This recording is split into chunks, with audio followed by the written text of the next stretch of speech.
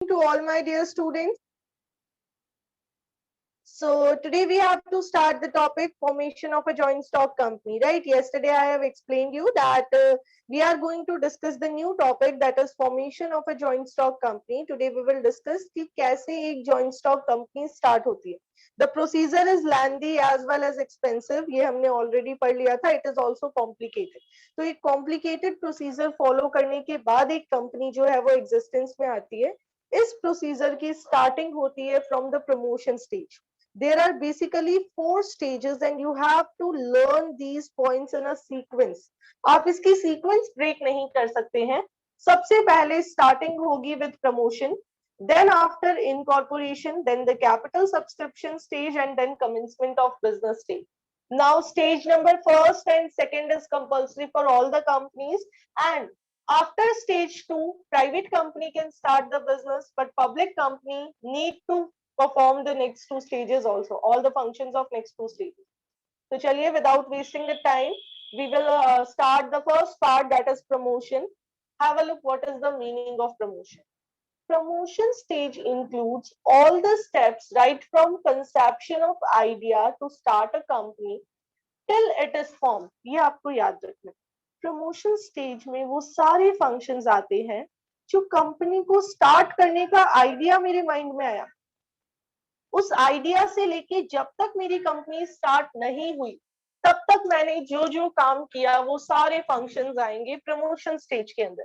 Conception of idea यानी मेरे mind में आइडिया आया, अब वो आइडिया कंसीव करने के बाद में मैंने उस आइडिया को एग्जीक्यूट करने के लिए, उसको एक्शन में लाने के लिए, कंपनी को फॉर्म करने के लिए जो जो काम किया वो सारा काम मेरी प्रमोशन स्टेज के अंदर आएगा. आगे देखिए. It is the process of planning and organizing all the resources required to form a company. What is promotion? It is basically a process wherein the person will plan and assemble various resources that are required to start a company. हमें company शुरू करनी है तो we will need various resources. तो हमने उसकी planning की और उनको असेंबल करना शुरू कर दिया. आगे देखिए. Promotion involves discovery of business idea, its investigation and assembling necessary resources to set up the business. क्या आता है प्रमोशन में? पहली बात हमारे माइंड का आइडिया, बिजनेस का आइडिया हमारे माइंड में आना. Then after we will investigate whether this idea is correct or not. Then after we will assemble all the resources required to execute the idea. आगे देखिए. सिंपल सा है, बस थोड़ा सा लेंदी है. The person who performs all the activities during the promotion stage is known as promoter. जो promotion stage के सारे काम करता है उस पर्सन को क्या कहते हैं? प्रमोटर कहा जाता है. बेसिकली प्रमोटर हमें हायर करना पड़ता है बाहर से, ठीक है, जो हमारी कंपनी को स्टार्ट करके हमें हैंड ओवर कर दे और हम उसका काम कर ले. क्योंकि लीगल प्रोसेस है, हो सकता है हमें सारी लीगल नॉलेज नहीं हो, तो ऐसे में भी higher professional experts who are known as promoters. अब आगे देखिए. The promoter conceives the business idea. वो हमारा आइडिया सुनता है, उसको रिसीव करता है. He takes all the initiatives to form a company. Company start करने के सारे एक्शंस वो लेगा. अब प्रमोटर एक इंडिविजुअल इंसान भी हो सकता है, ग्रुप ऑफ पर्संस भी हो सकता है, या आजकल तो कुछ इंस्टीट्यूशंस भी हैं जो एक्सक्लूसिवली कंपनीज को प्रमोट करने का काम करती है. तो यहाँ तक समझ में आ गया होगा. प्रमोशन में बेसिकली आपके माइंड में जो आइडिया है उस आइडिया से लेके आपको कंपनी स्टार्ट करने तक की सारी एक्टिविटीज परफॉर्म करनी है. आगे देखिए. The promoter performs the following functions. These functions are also known as stages or we can say steps of promotion stage. Promotion stage के 6 steps हैं. ये सारे steps एक promoter के function हैं. आगे लिख लीजिएगा. These steps must be learned in a sequence. आप सीक्वेंस नहीं तोड़ सकते. सीक्वेंस में याद करने कंपल्सरी है. एक भी पॉइंट ऊपर नीचे हुआ तो आपके नंबर कट जाएंगे. ठीक है, एक स्टेप बाय स्टेप प्रोसीजर है, तो वो हमें सीक्वेंस में ही याद रखना पड़ेगा. हमारे पास उसके अलावा कोई ऑप्शन नहीं. सबसे पहला step, identification of business opportunity. Logically चलना आपको बहुत आराम से लर्न हो जाएगा. सबसे पहले what we are suppose to do, we are supposed to identify and discover the idea to start a business. हम कैसे बिजनेस को स्टार्ट करेंगे या कैसे अपने एग्जिस्टिंग बिजनेस को एक्सपेंड करेंगे, इससे रिलेटेड हमारे माइंड में जो आइडिया है उससे हमारी स्टार्टिंग होती है प्रमोशन स्टेज की। अब देखिए व्हाट अ प्रमोटर डूज, वो उस आइडिया को आइडेंटिफाई करता है और देखता है कि उससे रिलेटेड प्रॉफिट अर्निंग पॉसिबिलिटीज है या नहीं है। अगर प्रॉफिट अर्निंग पॉसिबिलिटी होगी तो ही वो हमारा आइडिया एग्जीक्यूट करवाएगा, अदरवाइज नहीं। सो have a look, I am reading the point for you. एक एक वर्ड ध्यान से समझना, डाउट होते ही हैंड रेज कर लेना। The promotion stage begins with the discovery of an idea to set up a business. Business शुरू करने का आइडिया मेरे माइंड में आया तो प्रमोशन स्टेज स्टार्ट हो जाएगी। आगे, it can be an idea to set up a new business, may be मेरे माइंड में आइडिया है कि मुझे नया बिजनेस सेट करना है। And may be it can be idea to expand an existing business, हो सकता है आपको अपना एग्जिस्टिंग बिजनेस एक्सपेंड करना, उससे रिलेटेड मेरे माइंड में आइडिया हो। जैसे मैं अभी तक क्लोथ्स की डीलिंग कर रही थी, मुझे लगा क्लोथ्स के साथ साथ मैं जो छोटे छोटे हमारी रिक्वायरमेंट की चीजें होती है, जैसे बेल्ट हो गया, वॉचेस हो गया, और कुछ एसेसरीज हो गई जो हम कपड़ों के साथ मैच करके परचेज करना प्रेफर करते हैं, मैंने सोचा मैं इनका भी काम स्टार्ट कर देती हूँ। तो मेरे एग्जिस्टिंग काम को मैंने एक्सपेंड करने से रिलेटेड अगर कुछ सोचा तो वो भी प्रमोशन में आएगा। आगे देखिए, the promoter identifies the profitability of idea by analyzing the opportunities available in that area. मेरे माइंड में आइडिया आया, मैंने प्रमोटर को बताया, प्रमोटर देखेगा ये आइडिया प्रॉफिटेबल है या नहीं है, क्या मुझे ऐसा करना चाहिए या नहीं करना चाहिए, क्या इसमें स्कोप है, क्या इसमें अपॉर्चुनिटी है। आगे देखिए, the promoter also analyse the various resources required, amount of capital required and degree of risk involve. Promoter ये भी देखेगा कि आपको कौन कौन से रिसोर्सेज चाहिए होंगे, कितना पैसा चाहिए होगा और कितनी रिस्क आपको फेस करनी पड़ेगी। Show me a thumbs up if the first point is clear to you. Be quick. I guess बहुत सिंपल सा था। लिखना कितना है अगर ये आ जाए तो, यहां से यहां तक, और फिर द प्रमोटर से लेके एरिया तक, ये दो सेंटेंसेस आपको नोट डाउन करने जरूरी है। चलिए नेक्स्ट, फिजिबिलिटी स्टडी।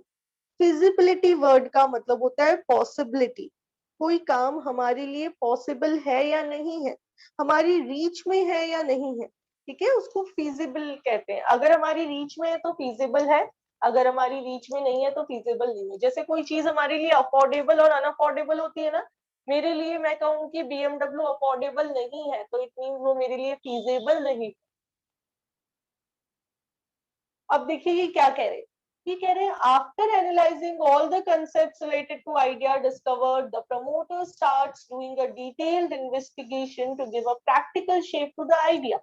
मैंने अपना आइडिया डिस्कवर कर लिया, आपने आइडिया डिस्कवर कर लिया, आप तो सोच लीजिए कि आपको एक बिजनेस शुरू करना है, आपके किसी के दिमाग में है आपको फ्यूचर में कोई बिजनेस स्टार्ट करना हो किसी पर्टिकुलर चीज का, बताइए, हम उसी का प्रमोशन कर देते हैं। Anyone, you are having unmuting rights. Yes, कोई आइडिया नहीं है, चलिए इमेजिनरी आइडिया डेवलप कर लीजिए। Not even any imaginary idea. चलिए मैंने सोचा कि मुझे बीकानेर में कार मैन्युफैक्चरिंग करनी है। कार मैन्युफैक्चरिंग समझ रहे हैं आप, एक कंपनी स्टार्ट करनी है जहां मैं कार मैन्युफैक्चर कर सकूं। तो सबसे पहले मैंने मेरा आइडिया देखा, मुझे प्रमोटर ने बता दिया कितना पैसा चाहिए होगा, कौन कौन से रिसोर्सेस चाहिए होंगे। अब वो देखेगा, इन्वेस्टिगेशन करेगा कि क्या ये कार मैन्युफैक्चरिंग बीकानेर में करना प्रॉफिटेबल रहेगा या नहीं रहेगा, पॉसिबल है क्या। तो देखिए क्या कह रहे हैं, he does a detailed investigation regarding cost, profitability, production process, demand of product, etc.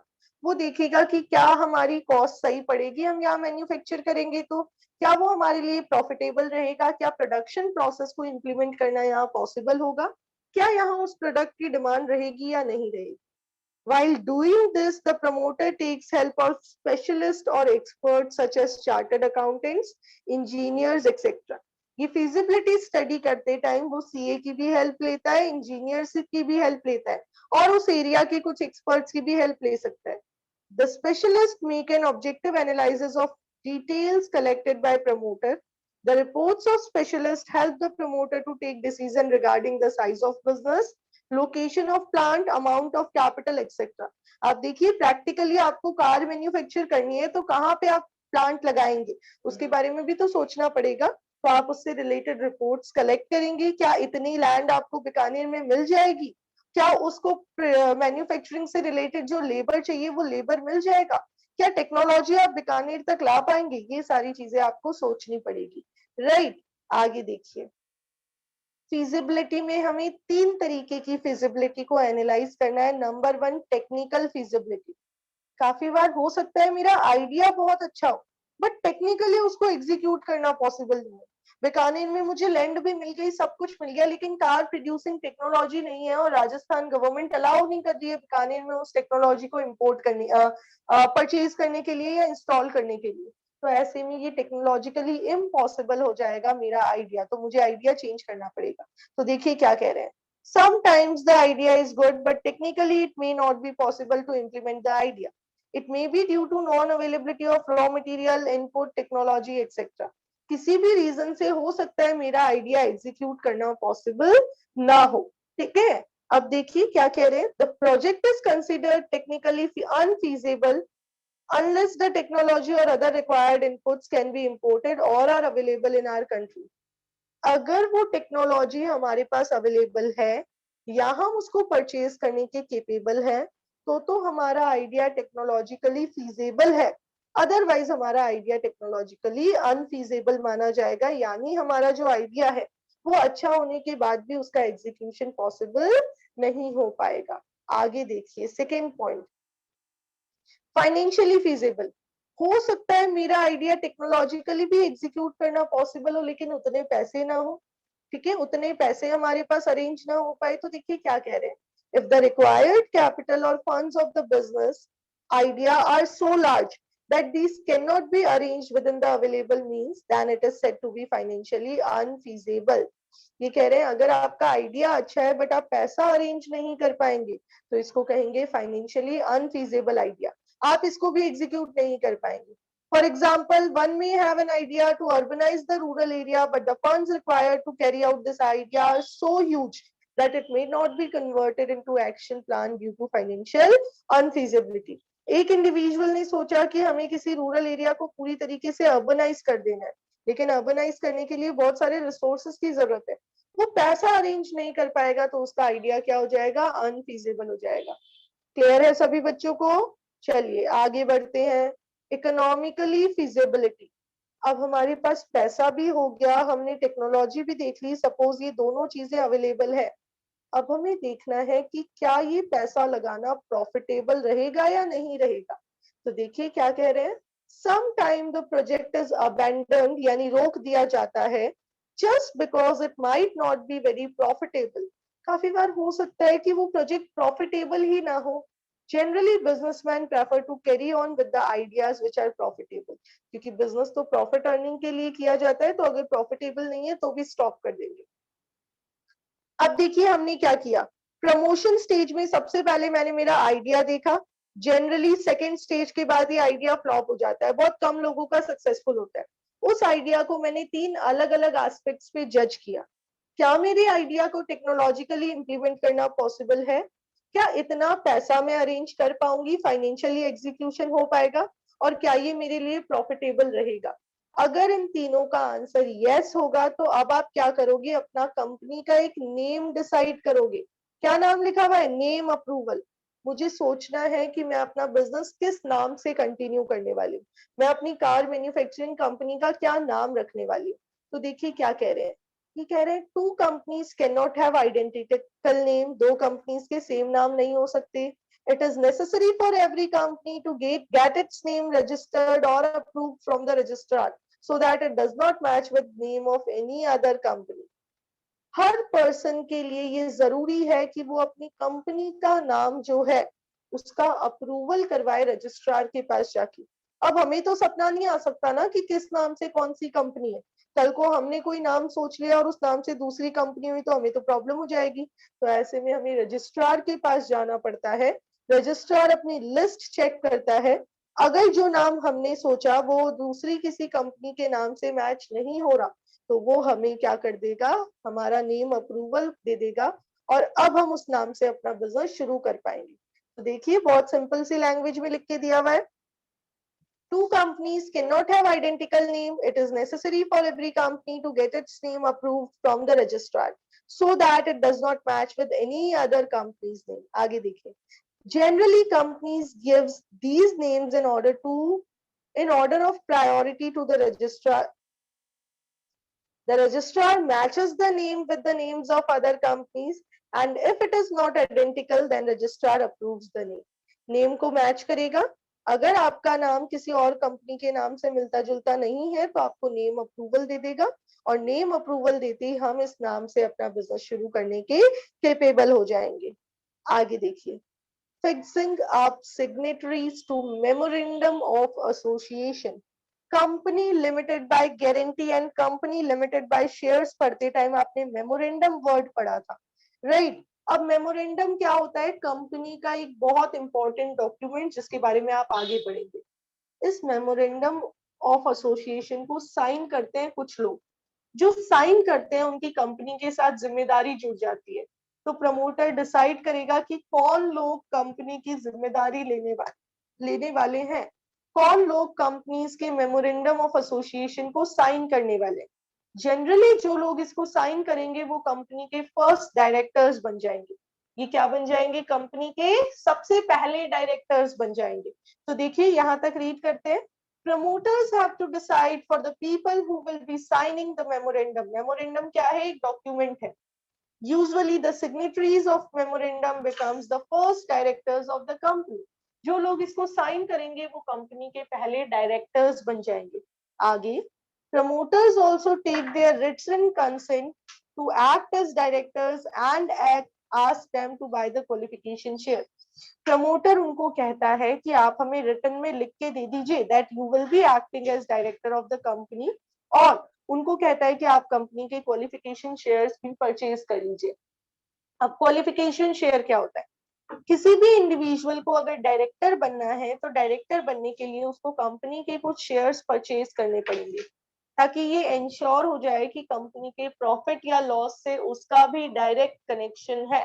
तो उसके लिए उनको डायरेक्ट क्वालिफिकेशन शेयर्स परचेज करने हैं. तो प्रमोटर उन लोगों को कहेगा कि now if you want to sign the memorandum of association and you want to be the director of the company then you have to purchase the qualification shares also. यहां तक is it clear to all of you? Show me a thumbs up. घर पे double reading करनी पड़ेगी आपको इस topic की. चलिए नेक्स्ट देखिए. हमने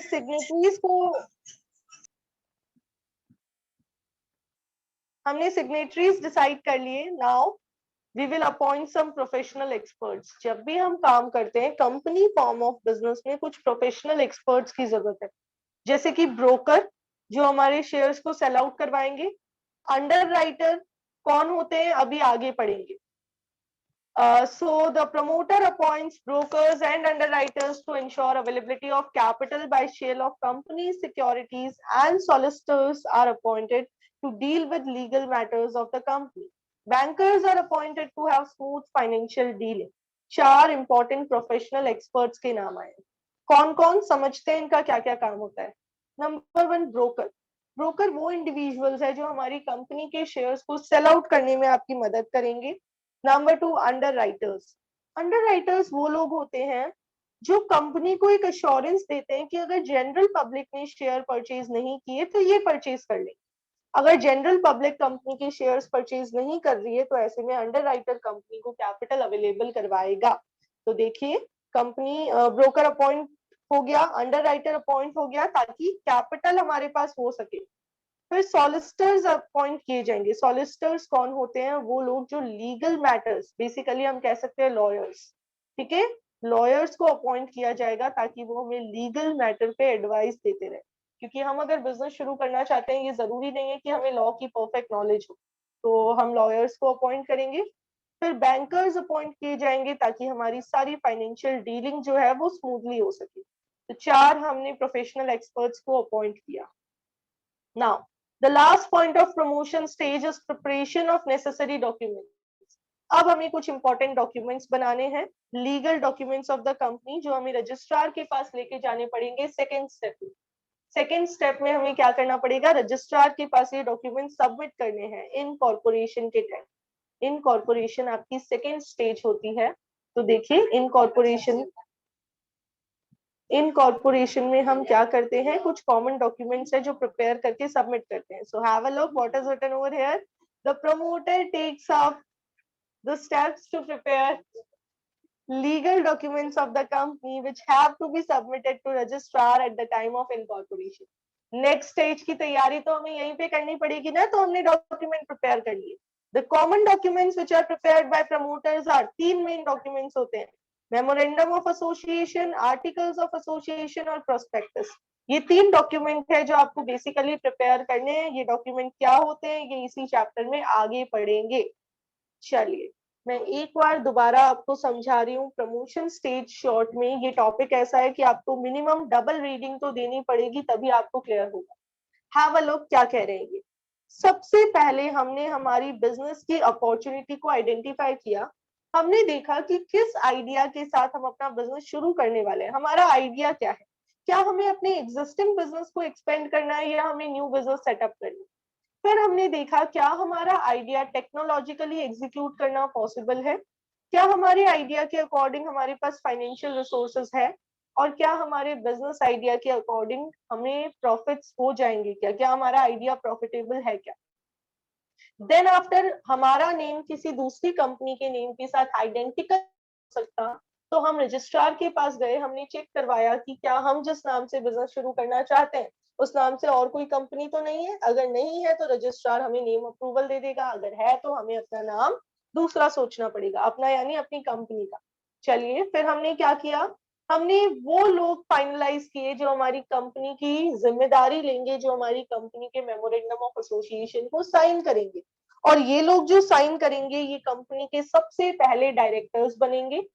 प्रमोटर इनका रिटन कंसेंट भी लेगा कि हाँ हम डायरेक्टर बनने के लिए रेडी है, और इन लोगों को कहेगा कि आप क्वालिफिकेशन शेयर्स परचेज कर लीजिए। फिर हम कुछ प्रोफेशनल्स को अपॉइंट करेंगे जैसे कि ब्रोकर और अंडरराइटर जो शेयर्स के सेलिंग को मैनेज करेगा, सॉलिसिटर्स जो हमें लीगल मैटर्स पे हेल्प करेंगे, और बैंकर्स जो हमारी फाइनेंशियल पोजीशन जो हमारी फाइनेंशियल ट्रांजैक्शंस को स्मूथली एग्जीक्यूट करवाएंगे। फिर हम तीन इंपॉर्टेंट डॉक्यूमेंट्स रेडी करेंगे, memorandum of association, articles of association and prospectus, जो हम लोगों को देने वाले हैं। ठीक है, चलिए नेक्स्ट सेकेंड स्टेज स्टार्ट हो रही है हमारी इनकॉर्पोरेशन स्टेज। इसका दूसरा नाम है रजिस्ट्रेशन स्टेज। कंपनी का रजिस्ट्रेशन कंपल्सरी है ना, तो यहाँ हम रजिस्टर करवा रहे हैं अपनी कंपनी को। कंपनीज एक्ट 2013 के अंडर हम अपना रजिस्ट्रेशन करवाएंगे। तो देखिए क्या लिखा हुआ है, आपको पता चलेगा कैसे एक कंपनी को रजिस्टर करवाते हैं। Incorporation of a company is the second stage in the formation of company. Incorporation refers to registration of companies under the Companies Act 2013.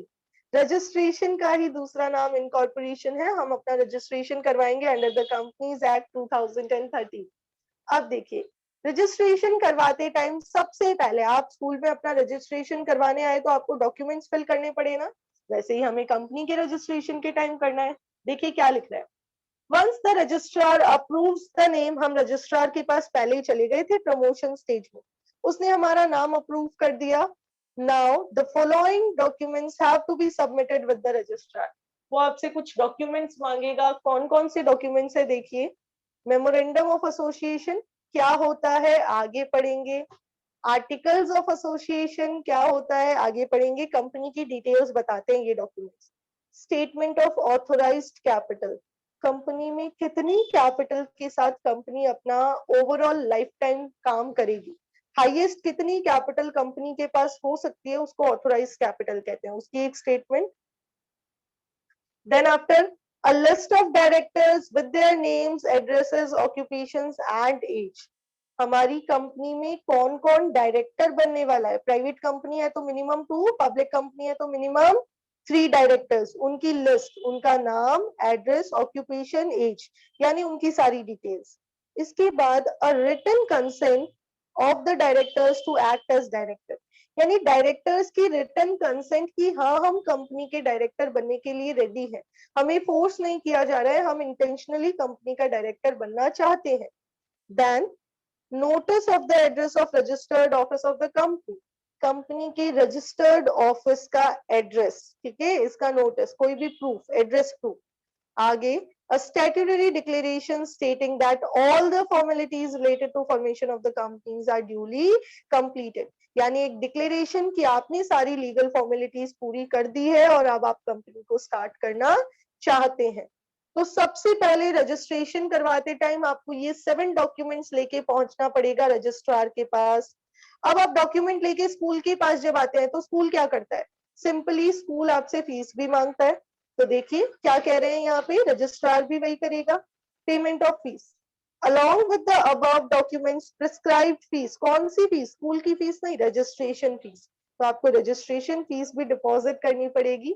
The amount of registration fee depend upon the amount of authorized capital। आप कितनी capital के साथ business शुरू करना चाहते हैं उस पर डिपेंड करता है आपकी रजिस्ट्रेशन फीस कितनी लगेगी। क्लियर है? सेकेंड पॉइंट, फीस का पेमेंट करेंगे। अब देखिए रजिस्ट्रेशन फीस देने के बाद रजिस्ट्रार क्या करेगा, वो आपके सारे डॉक्यूमेंट्स को वेरीफाई करेगा, वो चेक करेगा कि आपने फीस डिपॉजिट करवा दी है क्या। अगर वो सेटिस्फाइड होगा आपकी डॉक्यूमेंट्स की वैलिडिटी से तो वो आपको क्या कर देगा, रजिस्ट्रार अपने रजिस्टर में आपका नेम एंटर कर देगा। तो देखिए क्या कह रहे हैं, the registrar verifies all the documents submitted and he also checks the receipt of fee deposited. Documents check करेगा और फीस की रिसिप्ट भी चेक करेगा। If he is satisfied with the validity and authenticity of the documents submitted, then the registrar enters the name of the company in his register। अगर वो satisfied होगा तो वो आपकी कंपनी का नाम अपने रजिस्टर में एंटर कर लेगा। नाम एंटर करने के बाद में वो आपको दे देगा सर्टिफिकेट ऑफ रजिस्ट्रेशन, जिसे सर्टिफिकेट ऑफ इनकॉर्पोरेशन भी कहते हैं। So have a look. After entering the name of company in the registrar issues the certificate of incorporation. From this date onwards, the company is considered as a separate legal entity। यानी जिस date पे company के registrar ने company का नाम अपने register में लिख दिया, उस डेट से कंपनी एक सेपरेट लीगल एंटिटी बन चुकी है। अब आप देखिए कंपनी के फॉर्मेशन की सीक्वेंस में हमने 10 पॉइंट्स डिस्कस कर लिए। 6 पॉइंट्स हमने प्रमोशन स्टेज के पढ़ लिए और 4 पॉइंट्स हमने इनकॉर्पोरेशन स्टेज के पढ़ लिए। अब आपको बता रहे हैं सर्टिफिकेट ऑफ इनकॉर्पोरेशन का एक स्पेसिमेन दिया हुआ है, देखिए, आई hereby certify that name of the company, जो भी नाम है, is this date incorporated under the Companies Act 2013 आएगा, and that the company is limited given under my hand at Delhi this 24th day of August 2012। ये बता रहे हैं कि अगस्त 24 2012 में ये कंपनी रजिस्टर हो गई थी। इसमें सब कुछ बता देंगे, फीस की डीड स्टैम्प, कंपनी की कैपिटल की स्टैम्प, कंपनी का सील, रजिस्ट्रार के सिग्नेचर्स और कब कहाँ रजिस्टर हुई, ये सारी डिटेल्स। अब ये आपके लिए एक इम्पोर्टेंट पार्ट दिया हुआ है, बस आज का लास्ट टॉपिक है। देखिए क्या लिखा हुआ है, effect of certificate of incorporation. ये जो सर्टिफिकेट आपको मिला, हो सकता है कंपनी के रजिस्ट्रार ने अपने रजिस्टर में जिस डेट पे लिख दिया, उस डेट पे वो आपको सर्टिफिकेट की फिजिकल कॉपी नहीं दे पाया, हार्ड कॉपी नहीं दे पाया। कोई प्रॉब्लम नहीं है, जिस दिन भी वो कॉपी देगा वो डेट मैटर नहीं करती, मैटर करती है वो डेट जिसपे आपका सर्टिफिकेट बना। ठीक है, तो देखिए क्या लिखा हुआ है यहाँ पे, a company is legally born on the date printed on the certificate of incorporation. Certificate पे जो डेट लिखी हुई आएगी उस डेट पे कंपनी लीगली सेट हो चुकी है। जैसे आप 10th एग्जाम कब पास हो जाए, आप तो खैर बिना पास हुए प्रमोट हुए, स्पेशल केस है आपका। बेसिकली कोई भी स्टूडेंट 10th का एग्जाम कब पास कर लेता है, जिस दिन उसका रिजल्ट आता है। रिजल्ट के नीचे लिखा हुआ होता है डिक्लेरेशन, ठीक है, डेट कि किस डेट पे रिजल्ट डिक्लेयर हुआ है। तो आपके पास मार्कशीट उसके 2 महीने 1-1.5 महीने बाद आएगी, बट कोई मैटर नहीं करता, मार्कशीट कभी भी आई बोर्ड की साइड से, आप पास उसी दिन हो जाएंगे जिस दिन आपकी मार्कशीट इंटरनेट पे आ गई, आपका रिजल्ट आ गया है। तो देखिए वही चीज यहाँ पे है, same to same. It is considered as a separate legal entity with perpetual succession only from this date. Which date? The date which is printed on the certificate. The certificate of registration is a conclusive evidence of legal existence of the company। ये company की existence का एक proof है। Whatever may be the deficiency in formalities, once certificate is issued, it is conclusive evidence that company come to existence on the date mentioned on the certificate of incorporation. अब अगर कुछ कमी रह भी गई है किसी डॉक्यूमेंट में तो वो बाद में अपने आप सही होती रहेगी, कंपनी तो एक बार स्टार्ट हो गई है। अगर रजिस्ट्रार ने अच्छे से चेक किए बिना सर्टिफिकेट ऑफ रजिस्ट्रेशन इशू कर दिया तो रजिस्ट्रार की गलती है। कंपनी अब स्टार्ट हो गई, कंपनी अब लीगल बिजनेस कर सकती है, भले ही उसकी फॉर्मेलिटी सही थी या नहीं। दो बातें आपको यहाँ पे बताई हुई है, देखिए। The certificate of incorporation was issued on 24th August, whereas on the certificate date was written as 22nd August. Issue किया 24 को पर डेट लिखी हुई है 22, तो ये माना जाएगा कि कंपनी 22 अगस्त से लीगली काम कर रही है और 22 अगस्त से सारी डीलिंग्स लीगल डीलिंग्स बन जाएगी, भले ही सर्टिफिकेट कभी भी मिला हो। तो देखिए क्या लिखा हुआ है, the company is considered to be born on 22nd August and so all the dealings carried on 23rd August will be treated as legal although the certificate was issued on 24th August. Case study आएगी इससे related. फिर after the issue of registration certificate, if it is found that a person has false signature on the memorandum, then also the incorporation will be considered valid. अगर किसी ने गलत signature कर दिया, fake वो डायरेक्टर बन गया कंपनी का और ये रजिस्ट्रेशन सर्टिफिकेट मिलने के बाद पता चला, तो भी अब कंपनी एक लीगल कंपनी होगी, क्योंकि हमने पढ़ा है company is having perpetual succession, members में come and go but company continues forever, तो ये एक लीगल कंपनी बन जाएगी। चलिए, एक अच्छा खासा पोर्शन हमने आज की क्लास में कवर अप किया है। हमने 10 पॉइंट्स कवर अप किए हैं। ध्यान रखना, मैंने कम से कम 3-4 बार आपको बता दिया, डबल रीडिंग कंपल्सरी है। मिनिमम 2 टाइम्स आप इनको रीड करिएगा, आपको आराम से लर्न हो जाएंगे। सबसे पहले बिजनेस आइडिया आया, हमने उसकी फिजिबिलिटी चेक की, फिर हमने नेम अप्रूवल करवाया, फिर हमने डिसाइड किया who will be signing the memorandum of association, फिर हमने प्रोफेशनल एक्सपर्ट्स को अपॉइंट किया, and then after we have prepared the necessary documents. अब हम डॉक्यूमेंट्स लेके रजिस्ट्रार के पास गए, हमने उन डॉक्यूमेंट्स को फिल किया, उसके बाद में हमने उसको फीस दे दी, फिर रजिस्ट्रार ने हमारा रजिस्ट्रेशन करके हमें सर्टिफिकेट ऑफ रजिस्ट्रेशन इशू करके दे दिया। आप इसी तरीके से लर्न करेंगे तो आपको ये लर्न हो पाएंगे। दूसरी इंपॉर्टेंट बात, डेट ऑफ रजिस्ट्रेशन कौन सी मानी जाएगी, जो हमारे सर्टिफिकेट पे प्रिंटेड है। चलिए, तो यहाँ तक अच्छे से पढ़िए, डाउट्स हो तो बताइए। 12:30 पे इकोनॉमिक्स के टेस्ट के लिए रेडी रहिए। हम कल करेंगे next 2 stages, capital subscription stage and commencement of business stage. बस आपके समर ब्रेक से पहले पहले हम यहीं तक करेंगे, अभी भी सेकंड चैप्टर पेंडिंग रहेगा। Is it okay to everyone? All right, enjoy yourself, have a nice day, see you tomorrow.